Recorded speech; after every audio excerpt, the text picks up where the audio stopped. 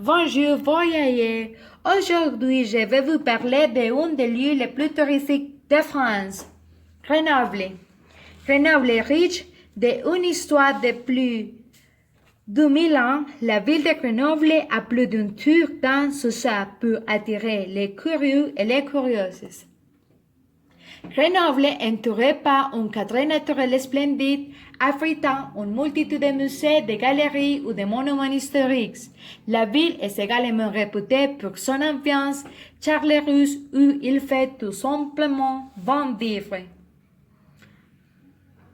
Grenoble Alpes Métropole rassemble 89 communes et 450 habitants.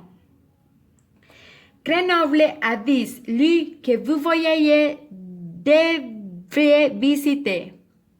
Le numéro 1, le musée de Grenoble, a une collection impressionnante qui compte plus de 900 œuvres très diverses.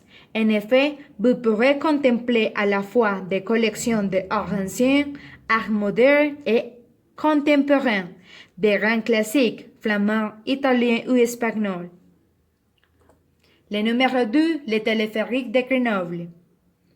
Un des symboles mythiques de la ville est en quelle sorte sa marque garder le téléphérique est prêt à vous emmener à la Bastille et vous offrir une sensation agréable qui est associée par la ville. Le téléphérique fait toute l'originalité de Grenoble. Le numéro 3, la Bastille.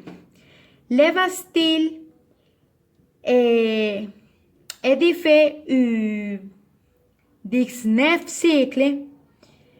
Elle culminait à plus de 400 mètres d'altitude et vous épatera à travers d'un panorama imprenable et tout simplement splendide sur la ville de Grenoble.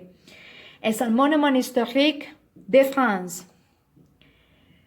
Musée de la Résistance et de la Déportation. Ce musée est mon préféré parce que le musée de la Résistance et de la Déportation trouvait un emplacement tout à fait logique à Grenoble, qui fut une des villes centrales de la Résistance française lors de la Seconde Guerre mondiale. Le musée offrit une multitude d'objets à l'instar de photographies ou de documents collectés par des résistants et des déportés durant cette époque. Intéressant, non? L'entrée est libre et que les détours va carrément le coup. Alors, tu ne peux rater. Le parc Paul Mistral. Si vous voulez vous réfugier au frais lors des journées les plus chaudes d'été ou juste faire une petite balade en famille ou entre amis, le parc Paul Mistral a tout ce dont vous avez besoin. Place Granette, mon favori, place aussi. La place est connue aussi pour la multitude de phares et de cafés avec terrasses qu'elle abrite, ainsi que pour le bon nombre de commerces tout autour. Si tu veux voir un verre, vas-y.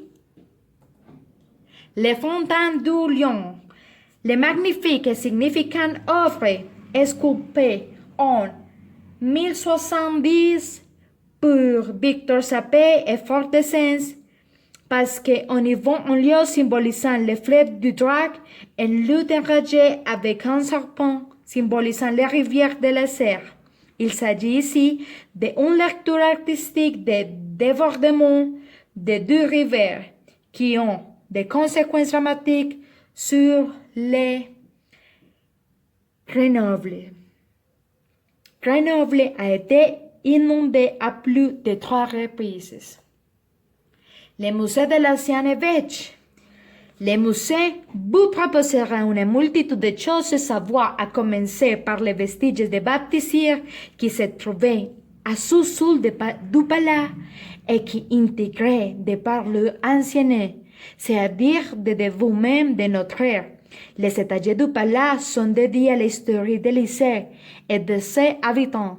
Si vous êtes à Grenoble, n'hésitez pas, le musée de l'ancien évêque vaut carrément le détour.